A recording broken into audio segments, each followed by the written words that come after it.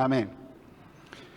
Bueno, hace algún tiempito empecé una serie escatológica. Eso quiere decir eventos del futuro o profecías acerca del fin de los tiempos. Y hemos desarrollado ya algunos temas como el arrebatamiento. A lo mejor la mayoría sabe porque estuvo cuando expuse el tema del arrebatamiento. No voy a usar mucho tiempo, pero quiero decir en 2 palabras. ¿Qué es el arrebatamiento? La palabra de Dios enseña que Jesús en cualquier momento regresa del cielo y no baja a la tierra, queda en las nubes, pero sus seguidores son levantados para encontrarse con Él en las nubes y así partimos al cielo para estar con Él. Y en la tierra ya vamos a ver lo que se produce en ese momento. Eso se llama el arrebatamiento de la iglesia, el arrebatamiento de los verdaderos y fieles seguidores del Señor.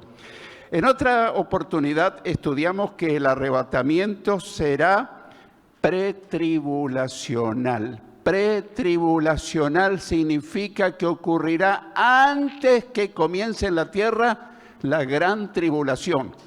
Un periodo terrible de sufrimiento, donde Dios descargará su ira en una serie de juicios, no sobre nosotros, sino sobre el mundo incrédulo, sobre todos los que rechazaron a Cristo, fueron apáticos, fueron indiferentes, y también sobre su pueblo Israel, que rechazó al Mesías prometido, al Señor Jesucristo.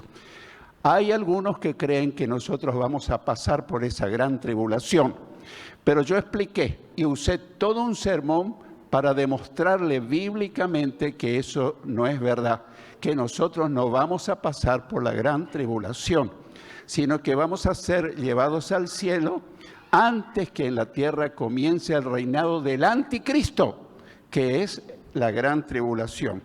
Pero hoy nos queda el último tema sobre el arrebatamiento. La próxima exposición mía ya vamos a tomar otro tema dentro de la serie de eventos escatológicos. Hoy estudiaremos un tema que tal vez le pasó por la mente de muchos.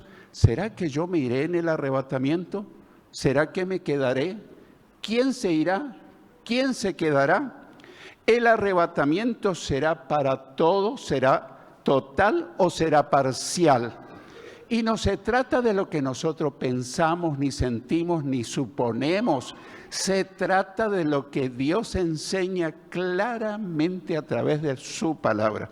Así que, ¿quiénes se irán y quiénes se quedarán? Es terrible, pero hay que entenderlo. Los que se quedan, obviamente que van a tener que pasar la gran tribulación. Un periodo terrible de sufrimiento. Pero los que se van, los que nos vamos, estaremos libres de ese periodo de la gran tribulación. Quiero marcar como premisa algo así, después lo vamos a desarrollar y ver y comprobar en los textos bíblicos. El arrebatamiento será total, pero para todos los que hayan nacido de nuevo espiritualmente y se mantengan fieles al Señor. Esta palabra de haber nacido de nuevo, incluso puede ser que para alguna visita dice, ¿qué es eso de nacer de nuevo? No voy a usar mucho tiempo porque me va a faltar el tiempo. El nuevo nacimiento es una enseñanza central. Jesús, hablando con un tal Nicodemo, le dijo que para entrar al reino de Dios uno tiene que nacer de nuevo.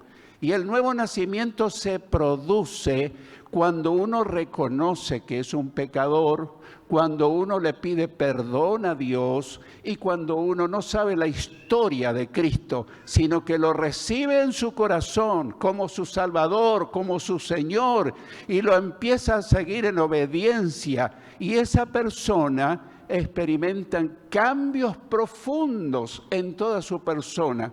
La Biblia dice, de modo que si alguno está unido a Cristo, es una nueva creación. Las cosas viejas pasaron y desde entonces todas son hechas nuevas. 2 Corintios 5, 17. ¿Qué cosas nuevas? Una nueva forma de hablar, una nueva forma de pensar, una nueva forma de actuar.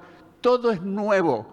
Pero eso no es un trabajo de la iglesia ni de los pastores. Esa es la obra sobrenatural del Espíritu Santo en aquellos que reciben a Cristo en su corazón y lo hacen genuinamente.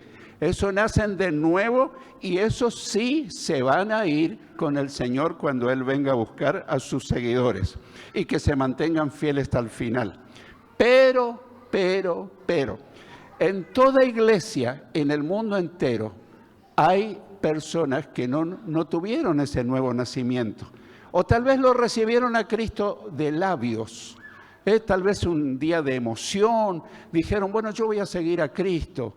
Y tal vez lloraron, experimentaron fuertes emociones, pero pasa el tiempo y vemos que esa persona no tuvo cambio, sigue practicando los mismos pecados groseros que siempre hacía antes de recibir a Cristo. Sigue teniendo una práctica de vida carnal, le llama la palabra de Dios, o una vida mundana, una vida de inconverso. Será entonces, desde esta óptica, desde este punto de vista, el arrebatamiento no va a ser total, sino que va a ser parcial, porque los que no se convirtieron, los que solamente se convencieron, pero no tuvieron cambios sustanciales en su vida, obviamente que no van a ir en el arrebatamiento. Y esta no es una idea mía, hermanos, ni de la Iglesia de Dios, ni de ninguna denominación. Esto lo enseña claramente la palabra de Dios. Así que en primer lugar, no se irán los que viven en la carne, los que viven en la carne. Vivir en la carne significa vivir haciendo lo que le gusta a nuestra naturaleza pecaminosa.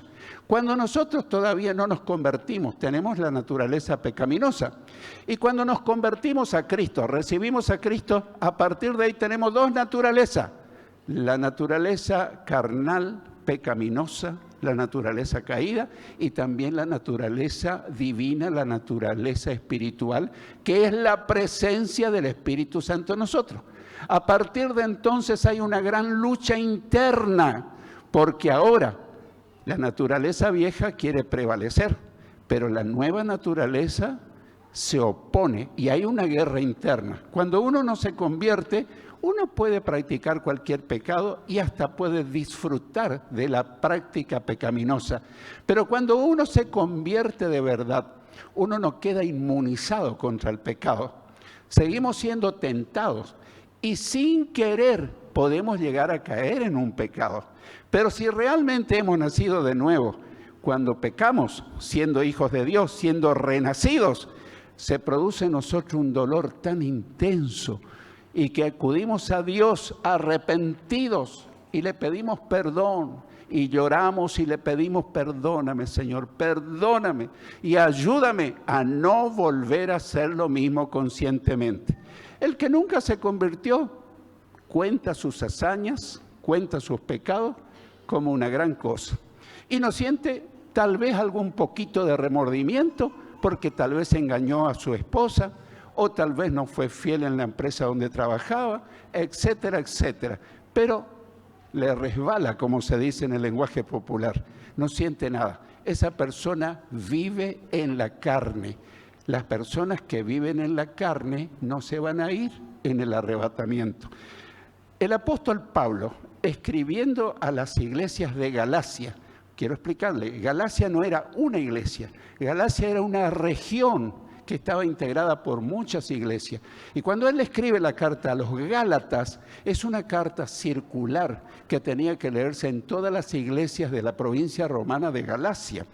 Y le dice en Gálatas 5, 16 al 21, Gálatas 5, 16 al 21, el apóstol Pablo, inspirado por el Espíritu Santo, les dice, digo pues, vivan según el Espíritu, viva según el Espíritu Santo, conforme a la guía del Espíritu, y no satisfagan los deseos de la carne.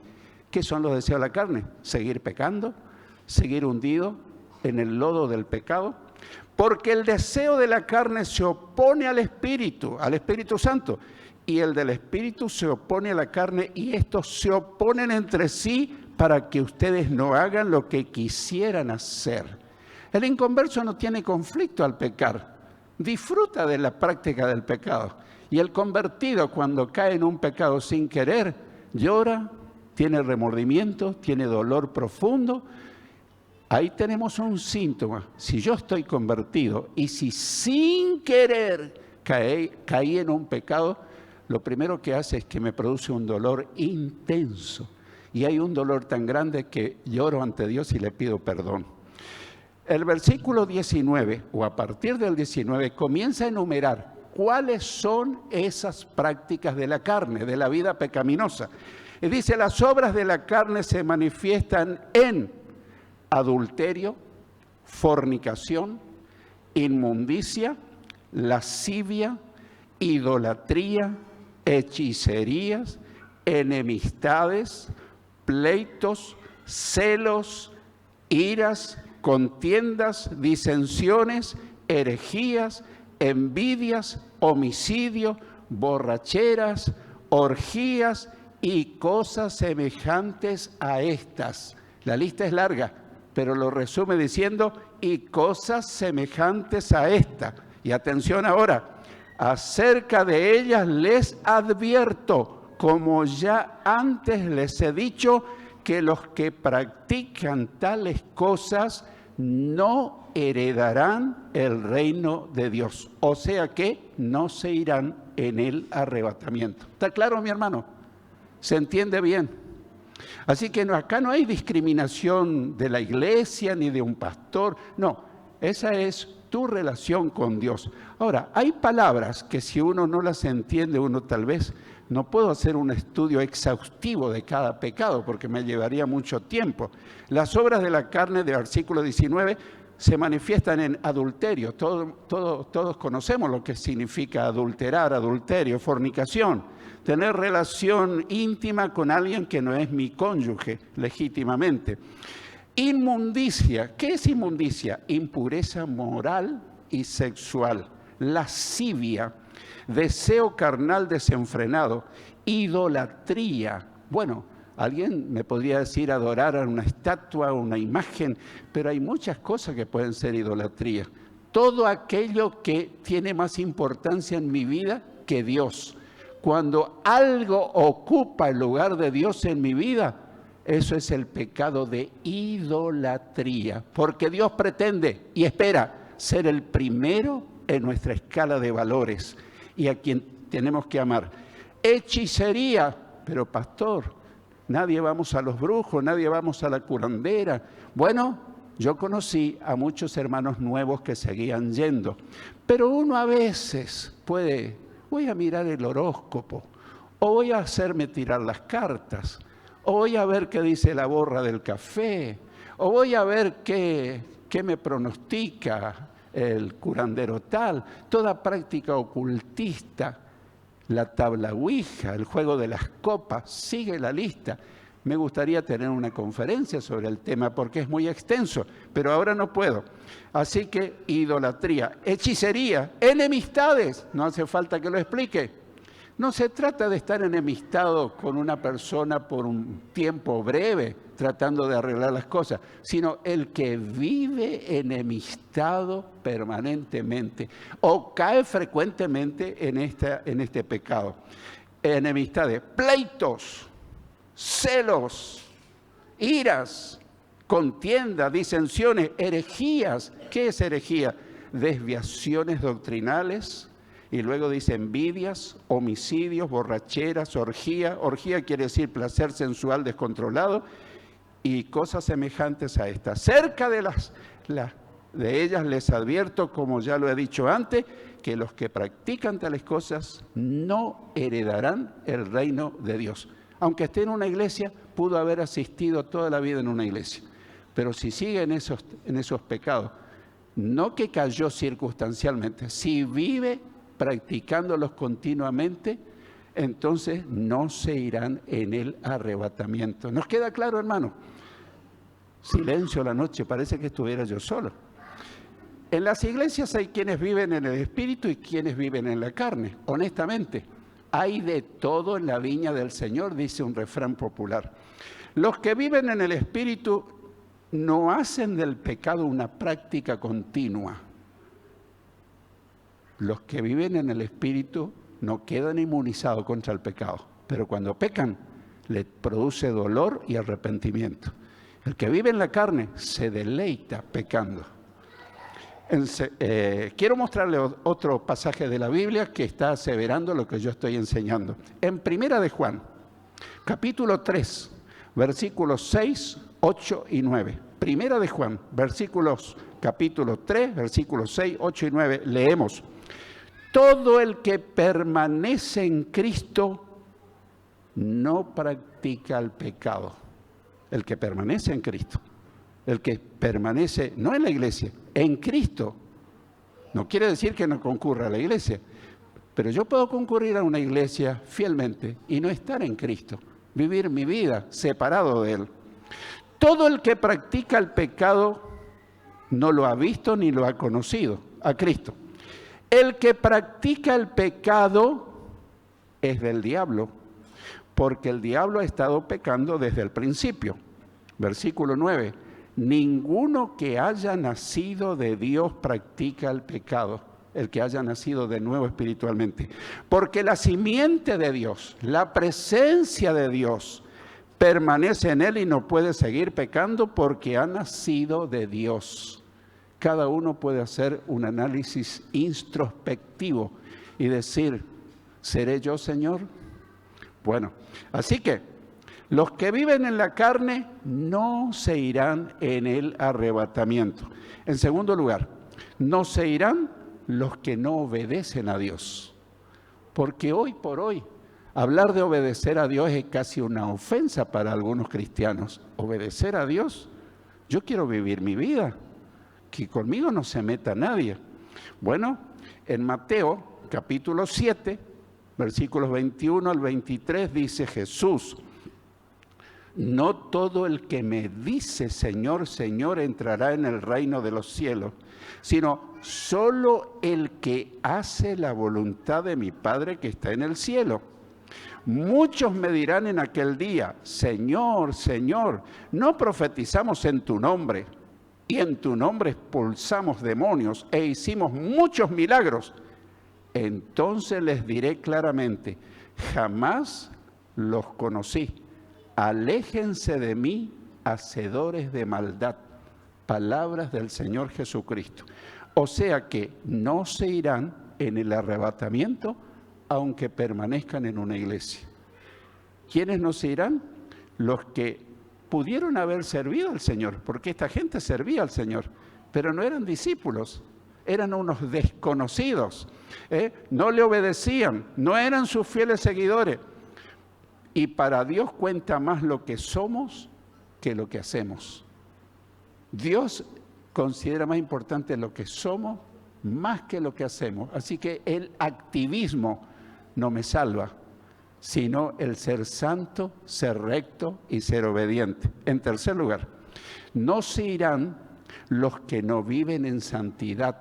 ¿Santidad? ¿Quién puede vivir en santidad?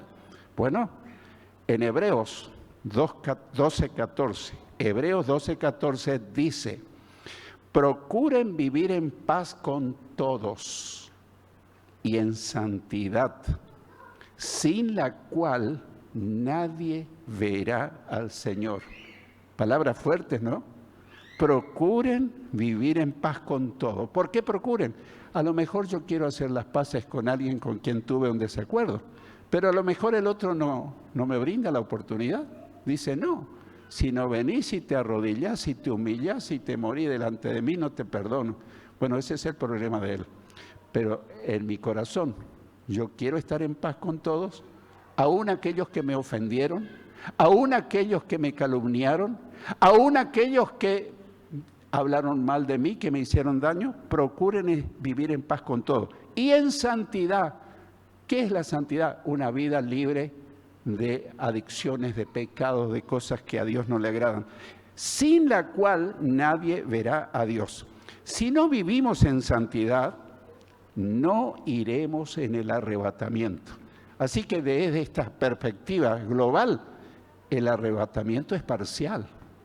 Pero si consideramos que Jesús viene a buscar a todos los que realmente están viviendo acorde a sus demandas, obviamente que nos iremos con Él.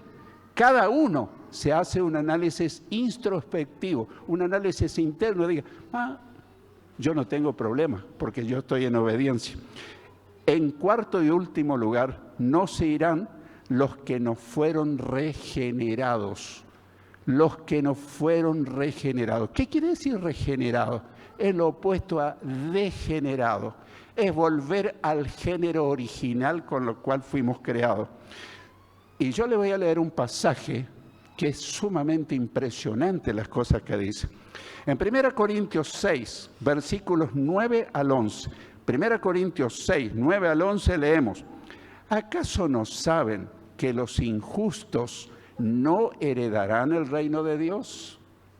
No se equivoquen, ni los fornicarios, ni los idólatras, ni los adúlteros, ni los afeminados, ni los que se acuestan con hombres, otras versiones dicen ni los homosexuales, ni los ladrones, ni los avaros, ni los borrachos, ni los mal hablados, otras versiones dicen los maldicientes, son los que viven maldiciendo, ni los estafadores heredarán el reino de Dios. En este pasaje tan breve hay 10 veces la palabra ni. Quiere decir, nos irán esto, nos irán esto, nos irán esto. Los que viven practicando esos pecados no se irán en el arrebatamiento. ¿Es duro enseñarlo? Ya lo creo. ¿Es duro predicarlo? Ya lo creo. Hubiese yo deseado con toda mi alma hablarle de un tema diferente, pero cuando Dios te pide que hagas algo, ¿quién manda en tu vida? ¿El Señor o yo? De eso se trata. Esta lista negra termina en una lista blanca, porque en el versículo 11 dice, y eso eran algunos de ustedes, pero ya han sido lavados, ya han sido santificados, ya han sido justificados en el nombre del Señor Jesús y por el Espíritu de nuestro Dios. Quiere decir que en la iglesia de Corinto, donde Pablo dirigió esta carta, había muchos hermanos que habían aceptado a Cristo y habían estado pasando por esta terrible situación, que eran de todo lo que menciona la lista. Pero finalmente ellos reconocieron su pecado. Ellos reconocieron y fueron lavados, fueron santificados y fueron justificados. O sea que Dios hizo una regeneración en su vida moral, en su vida mental, en su vida espiritual, y esos sí se fueron o se van a ir o ya están con el Señor en el cielo. O sea que no importa cuán corrompida haya sido nuestra vida, no importa cuán hundido hubiésemos estado en el pecado, si nosotros reconocemos nuestros pecados y los confesamos a Dios, la sangre de Cristo nos limpia de todo pecado. Y el apóstol Juan dice, hijitos míos, estas cosas les escribí para que no pequen. Y si alguno hubiese pecado, abogado tenemos para con el Padre, a Jesucristo el justo, el cual es la propiciación por nuestros pecados, y no solo para nosotros, sino para todo el mundo. Segunda carta o segundo capítulo de la primera de Juan, versículos 1 y 2. O sea, mi hermano querido, todo pecador, por más que haya estado en la peor situación, en las drogas, en la prostitución, en la homosexualidad, en el lesbianismo, que haya sido un ladrón, que haya sido un criminal, si viene a Cristo y reconoce su falta, Cristo le perdona absolutamente, lo deja blanco como la nieve, le perdona sus pecados, anota su nombre en el libro de la vida y habrá sido un ex pecador y ahora un ciudadano del reino de los cielos. Pero hoy por hoy se pretende que las iglesias recibamos a cualquiera sin decirles, tenés que convertirte, tenés que rechazar ese pecado. Dios te ama, pero Dios aborrece tu pecado. y con tu pecado no podrás entrar jamás al cielo, y con tu pecado no podrás irte jamás en el arrebatamiento de los verdaderos seguidores. Concluimos meditando en una escena que tuvo Jesús y sus discípulos en Mateo 18, 1 al 3. Quiero que lo medites. Está hablando Jesús no con cualquiera, sino con sus discípulos. En Mateo 18, 1 al 3, leemos: en ese momento, los discípulos se acercaron a Jesús y le preguntaron: ¿quién es el más importante en el reino de los cielos? ¿Cuál es el más valioso, el más importante? Él llamó a un niño y lo puso en medio de ellos. Entonces les dijo: les aseguro que a menos que ustedes cambien y se vuelvan como niños, no entrarán en el reino de los cielos. ¿A quién se lo dijo? A sus discípulos.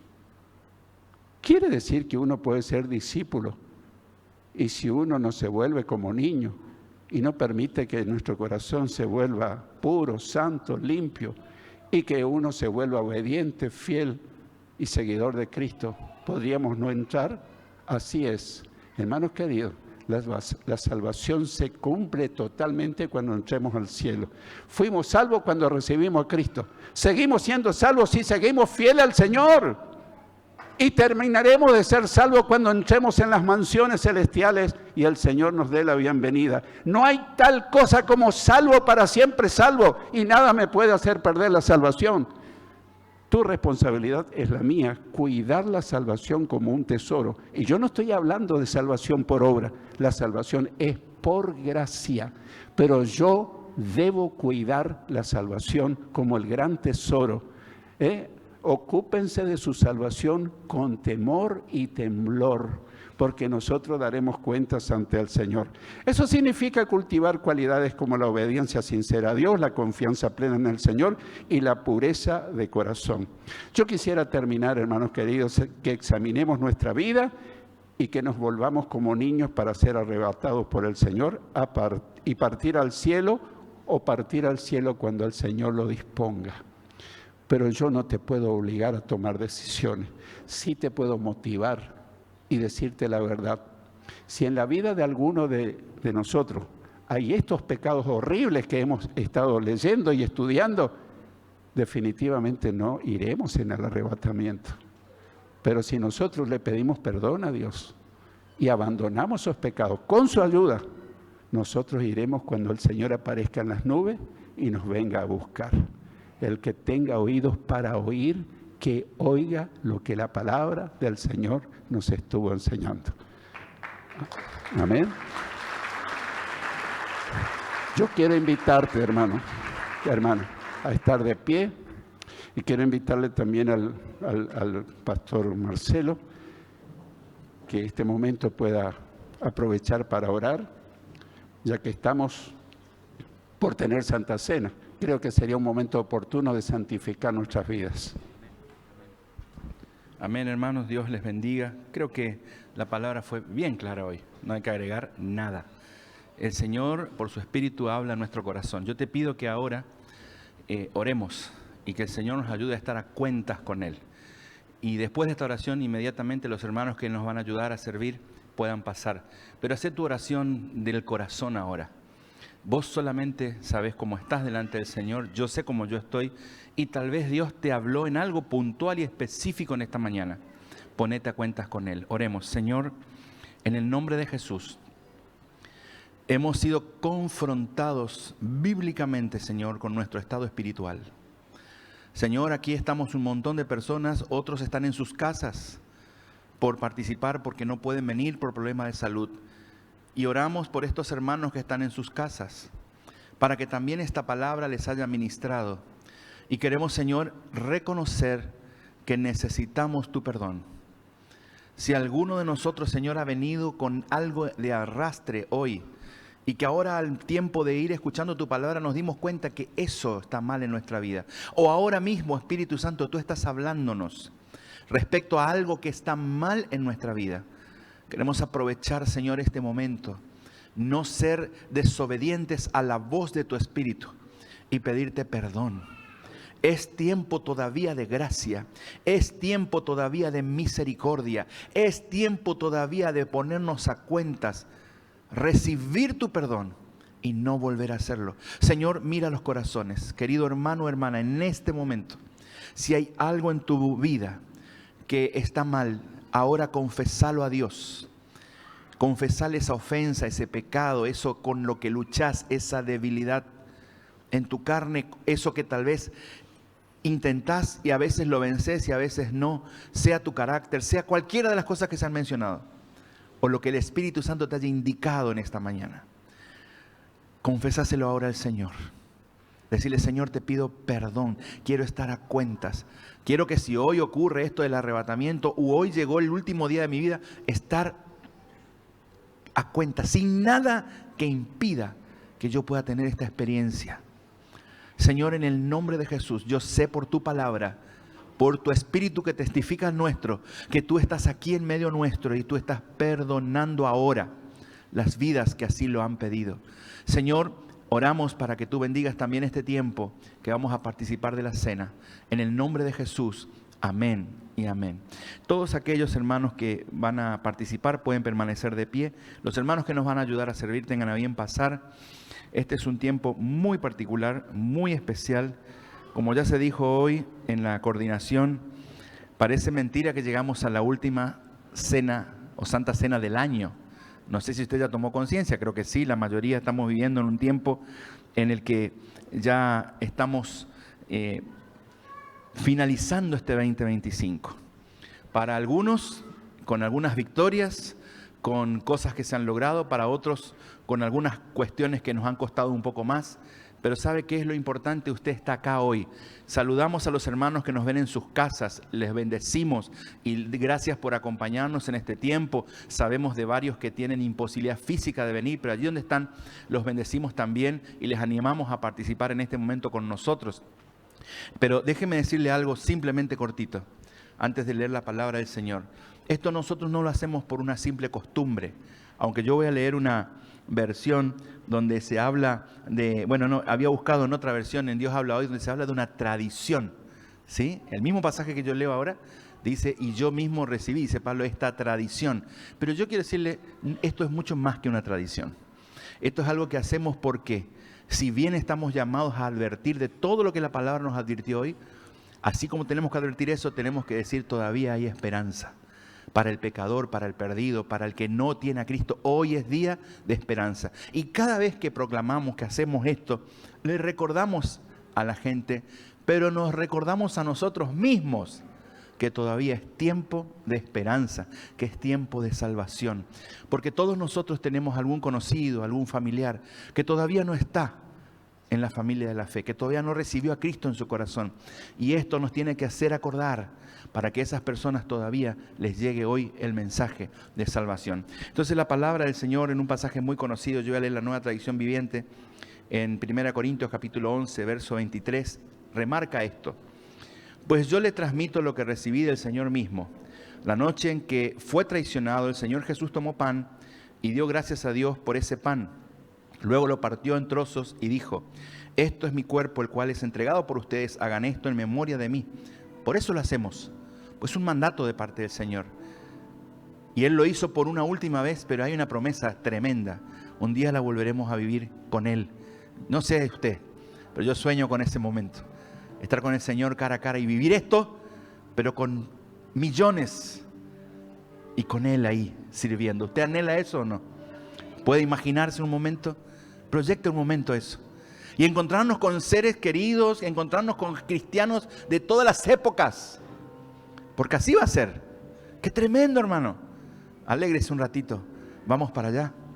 Luego dice: de la misma manera tomó en sus manos la copa de vino después de la cena y dijo: esta copa es el nuevo pacto entre Dios y su pueblo. Y un acuerdo, me encanta esto, confirmado con mi sangre. No necesitamos otro aval. ¿Qué más queremos? Hagan esto en memoria de mí todas las veces que la beban. Pues cada vez que coman este pan y beban de esta copa, anuncian la muerte del Señor hasta que Él vuelva. De más está decir que para participar de la cena, pero lo remarcamos siempre, uno tiene que estar bautizado. ¿sí? Y uno tiene que estar bien con Dios. Así que yo ahora voy a orar pidiendo la bendición de Dios sobre estos elementos, porque estos son elementos que representan el cuerpo y la sangre. Si por alguna razón no vas a participar, podés permanecer sentado. Tal vez todavía no estás bautizado o hay algo que vos y el Señor saben y tenés que permanecer sentado. Hacelo, no hay ningún problema. Esto no es discriminativo. Solamente pedimos que estén de pie para identificar a los que van a recibir el pan y la copa. Pero yo quiero que ores conmigo y luego esta oración ya vamos a repartir, que bendigamos estos elementos que nos recuerdan el sacrificio de Cristo por vos y por mí. Amén. A los hermanos que están en sus casas, oren con nosotros. Señor, en el nombre de Jesús, en esta mañana, conforme tu palabra, conforme este mandato, este memorial, Señor, que tú nos mandas a hacer, queremos bendecir este pan que representa tu cuerpo. Sí, ese cuerpo que fue molido y entregado por cada uno de nosotros. Tú ocupaste nuestro lugar, siendo santo y sin pecado. Te hiciste pecado y te hiciste maldición por amor a nosotros. Señor, bendice este pan que representa ese cuerpo, pero también, Señor, bendice esta copa que representa esa sangre derramada en la cruz. Porque también tu palabra declara que sin derramamiento de sangre no hay perdón. Era necesario, fue necesario. En la antigüedad un cordero sin mancha, pero en este tiempo el Cordero de Dios que quita el pecado del mundo. Señor, gracias porque este es el aval, esta es la firma. Señor, no necesitamos más nada, solo tu sangre nos limpia y certifica que somos salvos. Señor, anulando el acta que había contra nosotros, que nos condenaba. Esa sangre lo borra, lo limpia y nos da una nueva oportunidad. Bendice, Señor, este fruto de la vid, en el nombre de Jesús, para tu gloria y honra. Amén y amén.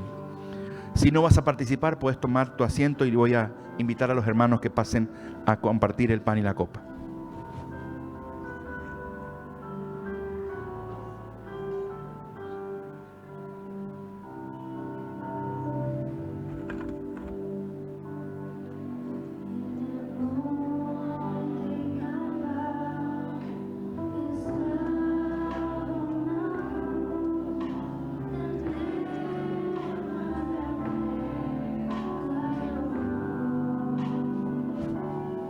Te animo a adorar al Señor mientras esperas el pan y la copa. No desperdicies este momento. Adorar al Señor. Gracias te damos, Jesús. Aleluya. Aleluya, sí, Señor. Siempre amaré esa cruz. En sus triunfos mi gloria será.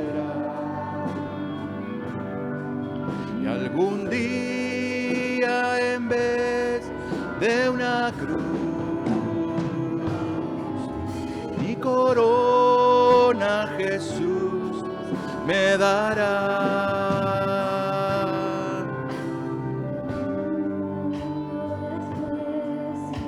La cruz de Jesús para mí tiene suma atracción, pues en ella llevó el Cordero de Dios de mi alma la condenación.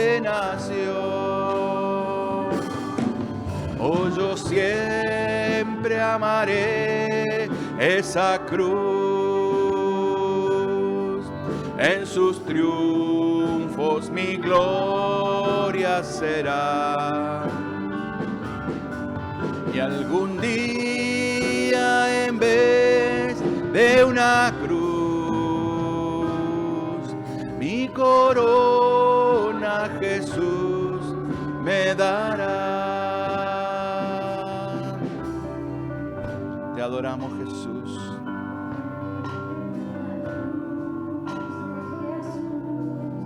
Oh, su sangre vertió, hermosura contemplo sin par.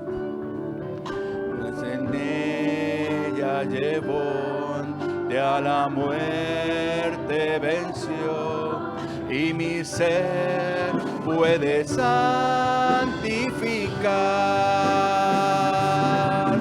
Oh, yo siempre amaré esa cruz, y en sus triunfos mi gloria será. Aleluya, sí, Señor.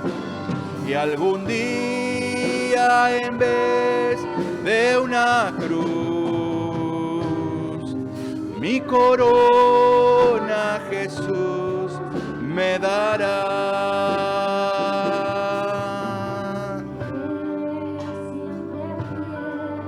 A la cruz de Jesús, sus desprecios con él llevaré. Sí, Señor, con los santos en luz, para siempre su gloria veré. Oh, yo siempre amaré esa cruz, en sus triunfos mi gloria será. Y algún día, en vez de una cruz, mi corona Jesús me dará. Aleluya, siga orando. Aproveche este tiempo mientras todos los hermanos reciben. Vamos a seguir el consejo bíblico del apóstol que decía: espérense unos a otros. Pero siga adorando, no pierdas de tiempo, agradézcale a Dios. Piense en este año, piense en todo lo que pasó. Alabe a Dios por lo que Él hizo por usted, por cómo lo sostuvo hasta aquí, por lo que Él hizo por vos. Adoremos al Señor. Exprese con sus labios la gratitud al Señor. Le damos la gloria y la honra solo a Él.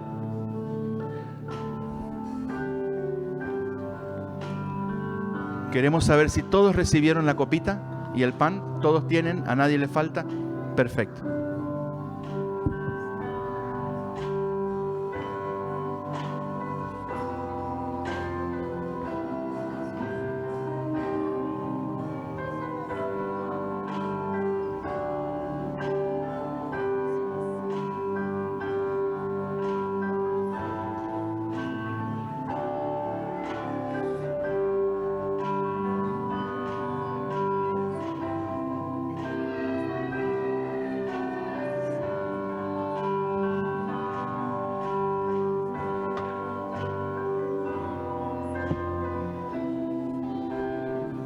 Gloria a Dios. Vamos a tomar el pan y, tal como el Señor lo dijo, en memoria de Él, te invito a participar de este pan que representa el cuerpo de nuestro Señor Jesucristo.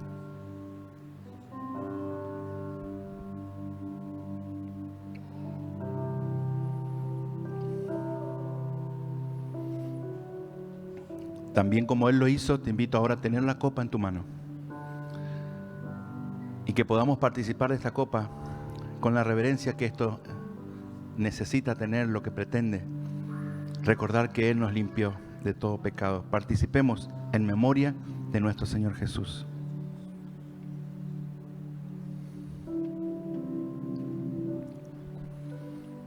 Te agradecemos, Señor. Solo agradezca ahora. Adore. Exalta el nombre del Señor. Gracias. Señor, una palabra tan pequeña para querer decir tantas cosas. Gracias por la vida eterna. Gracias porque, Señor, fue un regalo. Gracias porque no lo merecíamos, no éramos dignos, pero lo hiciste. Señor, porque nos amaste. Tal cual y como estábamos, nos amaste. Y nos amas. Por eso, Señor, tu amor no se agota. Te damos gracias porque tú permaneces fiel cuando nosotros no. Gracias porque tú sigues declarando: hoy es día de salvación. Hoy es día de venir a Cristo. Hoy es día de nacer de nuevo. Hoy es tiempo. Pero nosotros, los que ya somos tus hijos, gracias porque algunos nos tocó esta experiencia hace un mes, a otros hace un año, a otros hace 10, hace 20, 30, 40. Pero la experiencia es la misma, solo tu amor. Gracias te damos, Señor, por poder llegar a este fin de año y participar una vez más de esta Santa Cena en esta iglesia. Bendigo a los hermanos que están en sus casas. Allí donde están, reciban la bendición de lo alto en el nombre de Jesús. Y a todos los que estamos aquí también, en el nombre poderoso de Jesús. Amén, amén y amén. Puedes ocupar tu lugar un instante mientras los hermanos pasan y retiran las copas.